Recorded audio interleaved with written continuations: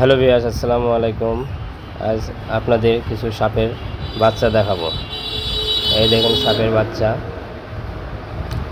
এগুলা ছিল গোখরা সাপের বাচ্চা, যা আমরা বাংলায় গোমা সাপের বাচ্চা বলি। এই বাচ্চাগুলো আমাদের গ্রামের জলিল ভাইয়ের ছেলে সুজনের বাড়িতে পাওয়া গেছে।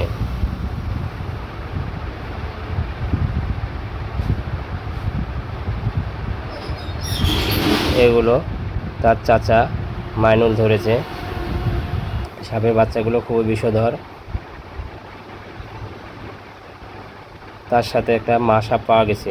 এই সাপ বাচ্চাগুলো দেখতে গ্রামে অনেক মানুষ ভিড় জমেছে। এ দেখেন অনেক মানুষ এসেছে।